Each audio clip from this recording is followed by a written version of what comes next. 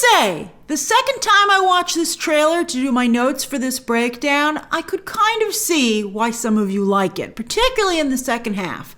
There are some very cool shots, especially when you slow it down and you can look at them, that are visually striking. And also, I have to say, Ezra Miller is a very good actor, and has a very cinematic look. The cheekbones. So the question remains, though, can Ezra really get you to forgive them? If Ezra Miller can make a comeback, Will Smith has to be able to as well. So we know Will Smith's rooting for him rooting for them to make a comeback, for Ezra to make a comeback. I'm trying to make sure I'm respectful of the pronouns for Ezra. And also, something else I realized is that I am, some people are just like big DC fans. I'm a Batman, Superman fan, and sometimes I like Wonder Woman stories as well. But I'm not a big Flash comic book fan, and I don't particularly care for the most of the Green Lantern stories either. I feel like the Flash and Green Lantern are kind of like in a different space from the Trinity. And I know that there are some people who really love that stuff. I wonder, it's that kind of character, maybe because they haven't had the opportunity, but that group has never really jumped to the mainstream for some reason, even though, Batman and Superman and Wonder Woman have. But again, maybe they were just waiting for the right opportunity. But maybe that's one of the reasons that I don't care for this trailer as much as some of you do, because you love Flash Green Lantern stories. I don't like seeing Batman during the day. I think it's weird. This is very much Batman guesting in someone else's story, which is exactly what's happening. But it's weird for me to see Batman as a Batman fan in that context. You know what this reminds me of, aside from those comics? It also reminds me from some of the recent DC animated movies that shoehorn Batman in there. And I like Justice League Dark because, again, I like that kind of stuff. But this kind of stuff, is not my preference. So that to me is fascinating. And so I think that, that's kind of what they have here. And that might be accounting for some of the disjoint. Also, what's interesting to me is that speaking of, the multiverse, Walter Hamada had to leave before this movie came out. And this is the film where he finally took total control of DC and was doing what he wanted with it. Everything that came before it, he was completing, the previous or the people who'd hired him to handle DC, he was completing their stuff, Toby Emmerich, stuff like that. But this was truly what Walter Hamada wanted. This is the first Walter Hamada DC movie. Andy Muschietti, for all of you who are like, whoa, give Andy Muschietti credit. Well, who do you think hired Andy Muschietti and brought him over from the horror division? Walter Hamada, who was running the horror division before he got the DC gig. And Andy Muschietti is his guy. He found him, he hired him, he brought him to Warner Brothers in the first place, and then he brought him over to DC. Now, I'm not defending Walter Hamada at all. Walter Hamada never should have made that phone call defending Jeff Johns, of all people, and what Jeff Johns did to Ray Fisher was appalling. It was such a big mistake that I don't believe Walter Hamada could recover from it. But I do think it's worth noting that the world is full of grays, and that while Walter Hamada made at least a career-ending decision at Warner Brothers, we'll see, he's gone on to another studio now, we'll see if he can truly leave this all behind him. But that doesn't mean he was a bad creative executive. Not only do you guys think this looks very good, he'd even talked Ben Affleck into sticking around. They had an end credit sequence where Ben Affleck was going to be lost in the multiverse, and he sends out an SOS to Barry, and Barry is, because this Warner Brothers was so excited about this film, they were going to do a Flash 2, and it was going to be Barry looking for Ben Affleck's Batman in the multiverse, but they're not going to be doing that anymore. So, you were just on the cusp of that. And also Walter Hamada, the Shazam screenwriter, revealed it was Walter Hamada's idea to have Billy Batson's birth mother still be alive, and the harsh reality is that she just has no interest in Billy. Which I know is a moment that a lot of you really liked in the Shazam film. So again, I think Walter Hamada had to go, but he at least deserves the credit for putting this movie together. You got, if you're gonna hold people accountable for their mistakes, you also have to, give them the points for their wins as well. And then as for James Gunn, this trailer actually makes me feel a little bad for him, because I think this is going to make his job even harder, because this movie is a celebration of the Snyderverse. It's crazy. And I think that it's going to just give new vigor to the calls to keep a lot of this stuff, and especially because James Gunn didn't go with the total reboot, so he's messed it up a little bit for himself. So the waters continue to be very muddy over at DC, thanks to the leadership, no matter what leadership is in charge. It should have been a clean break. But it's not. So let's break down this trailer, and I'm curious to hear your thoughts about this situation down below. All right, here we go. All right, so I like by the way, the focus on this is interesting. That's a hyper, I'm really excited to see the VFX for this. I wouldn't have gone emotion for the trailer. I would have gone action sequence, especially because this movie's been in the works for 3 years, and I'm sure they have a completed action sequence. And they always use Flash really interestingly over at DC, especially these days, in the movies. So I think we could have seen something very cool. But this is just the first trailer. But I would have gone for shock and awe instead of tugging on the heartstrings, especially because of the controversy around Ezra. I think asking people to feel bad for Ezra Miller right now is a hard ask. Although a lot of you seem to have just totally gotten over it. We'll see. All right. So, I wish we could see him slide in, but look at the tears. He's doing that emoji, the crying, the crying emoji. That's the new suit. I think it looks pretty good. It looks pretty good there. The fact that he can emote in it with a mask on is a credit to the suit design, and also I think that they can emote in it, and also to Ezra Miller. So I think that's Wayne Manor, and that's Gotham in the distance. Pretty close. I guess that's usually the way it is, like in the animated series and the comics. It almost looks like it's Gotham City's on the other side of Central Park to some degree. But I think I guess he's got to be able to see the bat signal, right? So that would not be too hard. So Wayne Manor. Some of these shots still look a little CGI. And, they're comparing their two homes. Now look at that. So that's Batfleck, I think, in a sequence from the beginning of the film. Is that a Batman statue over there? I kind of feel like that's his cape, or somebody like standing next looking down at something. It looks like a Batman statue to me. I'm not 100% sure, but I mean, that's pretty interesting. I think it would be funny if he did a drive-by of his own statue. Batman during the day. So weird. It's clearly in someone else's story. But again, maybe that works for this, right? But there's Barry dressed very Gotham-y, I have to say. But he's, maybe he and Bruce are so close he's right in his closet, because you can see they're pals, and they did bond in the Snyder Cut, which went a long way to redeeming Ezra Miller.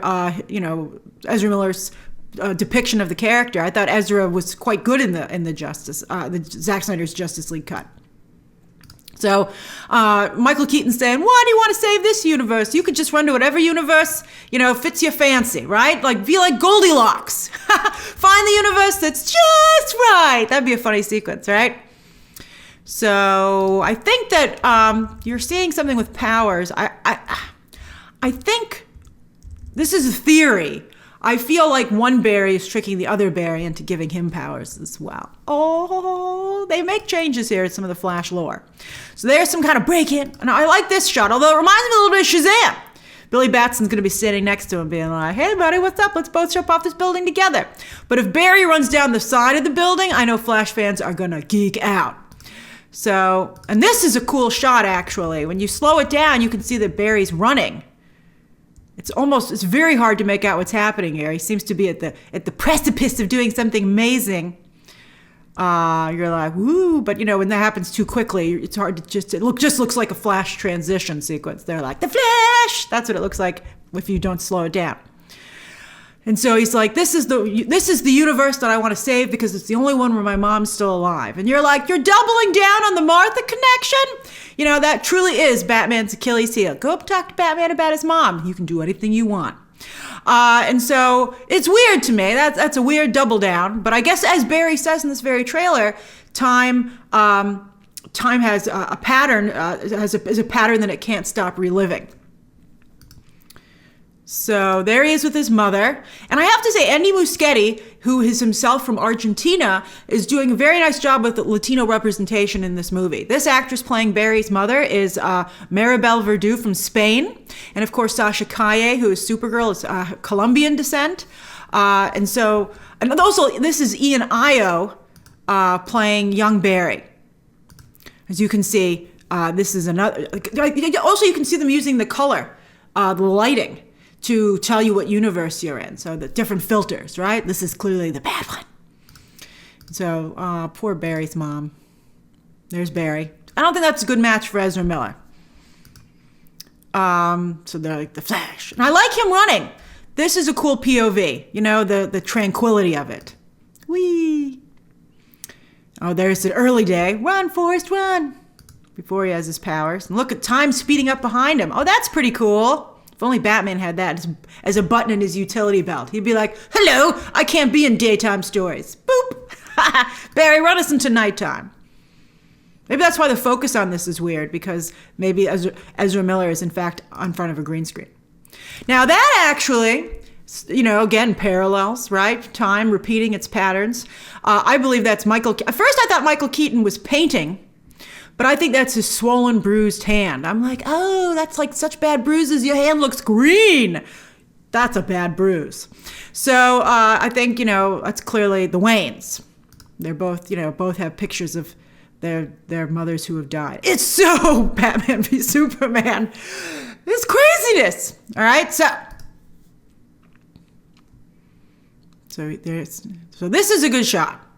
So it's the two Barrys. I don't want to give any spoilers away because there's very few left about this movie, so let's just leave it at that. There's two Barrys.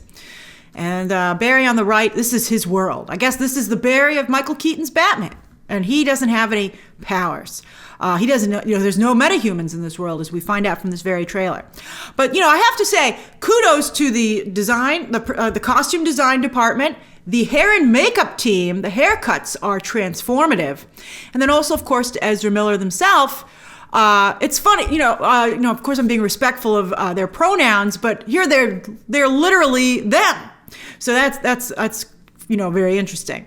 But Ezra Miller is doing a phenomenal job embodying two very different characters. I mean, they just look different. He's like, that's my face. Look at that. That is an amazing Ezra Miller shot. I'm like, there, Ezra Miller looks like a star. He definitely looks like a star. And very mature, you know? And I think that's great. You know, he really looks like, I hope that Ezra Miller could reach a point in their life where they're as healthy as that. Although, of course, this character is dealing with, you know, a lot of problems themselves. This is a movie about mental health, as you'll find out.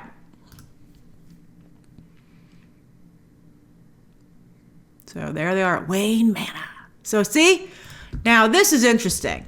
You see a transfer of energy, and the blue energy bolts in comparison to the yellow are representing, you know, one Flash versus the other. One Flash has blue energy, one Flash has yellow energy. So take that into account when looking at what's going on here, maybe. So there's the Flash ring. And I never understood how his suit is in a ring, but that's for Flash fans to geek out about. So there he is. He looks like he's backstage, like at the Great Movie Ride. Oh, R.I.P. Great Movie Ride at Disney's Hollywood Studios, but he looks very much like he's on a set. He's like a set of guys and dolls. And it does look like that. And there's Bruce Wayne, and he's, you know, doing Bruce Wayne, you know, the Bruce Wayne squint. And he's like, don't go in the past, Barry, because Barry's like, I could fix things. And then Bruce, of course, the eternal pessimist, is like, you could also ruin them. So, and there we go. Zod is attacking, but this time when he attacks, there's no one to stop him. Oh no, why is Faora not here? Faora was one of the best parts of Man of Steel. She certainly had the best action sequence. I don't think that actress is busy. I'm a little frustrated that she's not here. So, Zod. But apparently there is a super being of some sort. This is right from Flashpoint. Where it was Superman, not Supergirl. We'll talk about her a little bit more when she shows up later on in the trailer. So here's the Batcave, and Batman's like, I'll help you because I'm Batman, and I'm a Gary Stu. I'll admit it, he's a Gary Stu, and it's hilarious. And he's like, if anyone can fight Zod, it's me! Although, he would have no reason to have discovered kryptonite, interestingly enough. So there's the Batcave, looking very animated series, and a little Tim Burton-y too, right? A lot of bats, obviously. It's my thing. And I gotta tell you, I don't think he looks good. Especially, I mean, maybe, again, this is like when we were watching Star Wars, and it would be like, are you a Luke Skywalker fan or a Han Solo fan? Because that's going to really affect how you see this. And I am a Batman fan, and that is not my Batman. He looks very top heavy. It looks like, and some people said Michael Keaton still can't turn his head. You're like, why didn't that get upgraded? I mean, I know they wanted to look like the classic costume, but I mean, he's obviously older. Maybe he surely fixed it after all this time. So I just think that it looks very top heavy. And then also I think he kind of makes a joke out of his iconic line. Like he's tired of saying it. He wasn't tired of saying it when he first said it, and it was great. He was like, I'm Batman. And he pulled the guy close to him, and it's, Michael Keaton, remember in the first movie, he says, you want to get nuts? Let's get nuts. And that's Michael Keaton's specialty. And this guy, it looks like, like a lot of older actors these days, like he just woke up from a nap and Dennis is on his lawn. So, all right. So, yeah. And I guess, well, that's cool, though. Even I have to admit that's cool. I like that. And it doesn't look as bad as it did, when they had not. I mean, they tried their hardest in the 1990s, but they did the best they could. But now with new VFX, it can still have that classic, iconic look, but look more believable that it's actually happening. And that's very cool. So he comes down, takes these guys out, and look at that superhero landing. I love it. I gotta tell you, the superhero landing's popular for a reason. Looks great. Probably killing his knees. The Last of Us is getting to me. I keep talking about knees, especially because he looked so tired and grumpy in the last shot. I don't get the joke about fainting. But, there's another Batman. There's this Batman during the day. Again, weirding me out. So he's on a tumbler. Time repeats its patterns and its schematics. Batman's like, whoo, still going. So look, that is Supergirl carrying, I think, one of the flashes. Maybe she's like trying to get him to get hit by a lightning bolt. I bet that's what it is. Awesome. Now that's Gotham City. You can see from the Gotham City Fire Department there. That's a very CGI Barry. So I wonder what's going on here. Doesn't look good. Looks expensive to repair. The Wayne Foundation's going to have to pay for that boy. So here's Barry. He's like, I got to fix this, man. This is a mess. So there, and then, contrasting that with Batman in a more Batman-y environment, which I do appreciate. But yeah, he's very top heavy. This Batman never even heard of leg day. Forget skipping it.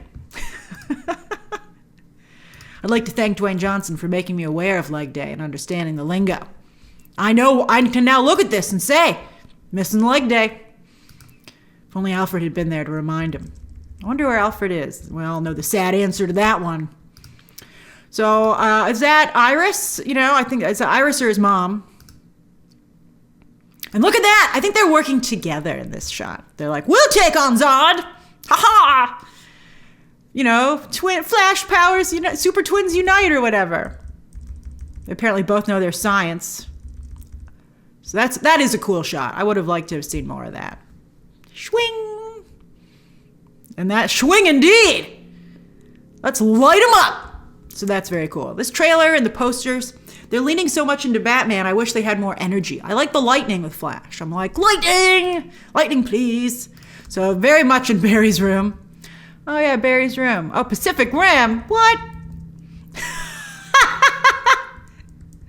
The studio told me to put that on there. Okay. What else? Let's see here. I'm sure it's all like Warner Brothers stuff. Something about something extreme. That's cool. All right. Look at that. So yeah, they got on the lightning. So the Batman's doing a Ben Franklin. He's like, I'll go up here and get the lightning. That's pretty cool now that I even know what's going on. And that is an amazing shot. Amazing. This trailer needs more of this stuff. That is just absolutely incredible. That is so great. It looks like a comic book illustration. And I think that's also a credit to Ezra Miller's amazing bone structure. They look phenomenal. Okay. So there's Sasha Calle. Zod's like, different Kryptonian, same outcome. Getting punched in the face. And look at that. I think they spoiled a cameo back there because the other Flash is wearing black. That's all I'll say. All right, so he came out of a tornado. I can't believe they would be that sloppy. So he came out of a tornado, and like, boom! There's I gotta say, the Batplane coming out of the explosion is pretty sweet. I wish his suit was as well updated as that plane.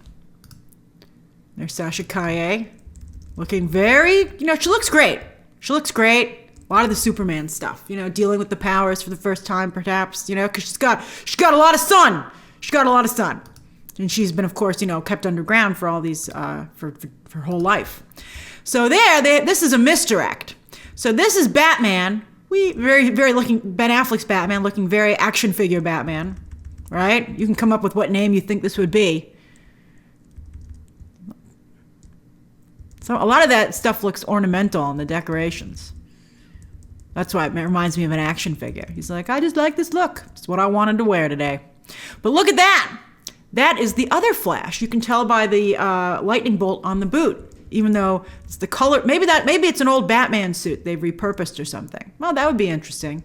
And the gold around the belt is supposed to make you at first quickly think that it's a utility belt, but that's the other Flash.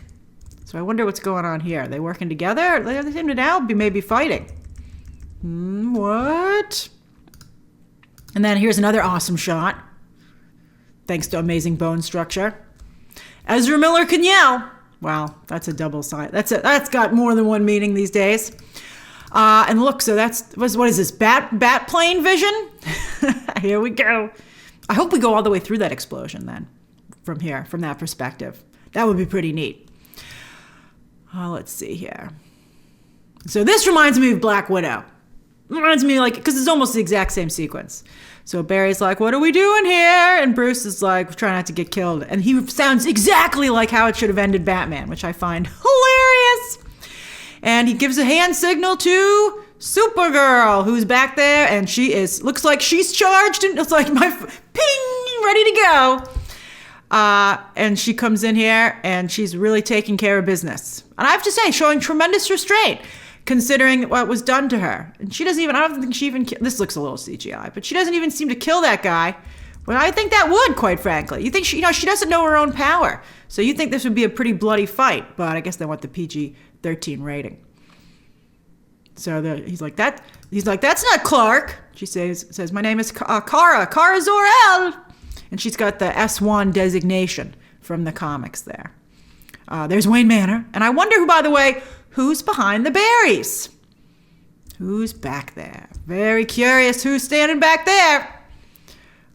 Fantastic. So then they go, the Flash. And I'm like, the logo looked a little better before.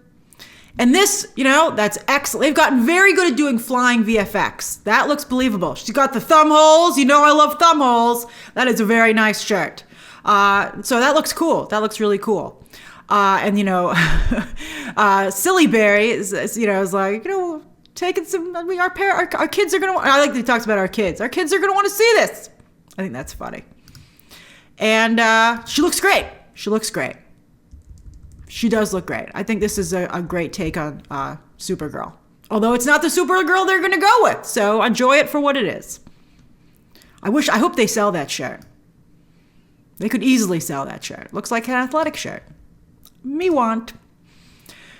And so, woohoo, June 16th. Oh, what a competitive month. This movie has no room to breathe. So I hope that all of you love it. Remember the famous DC meme at this point, DC fans online versus DC fans in the theater.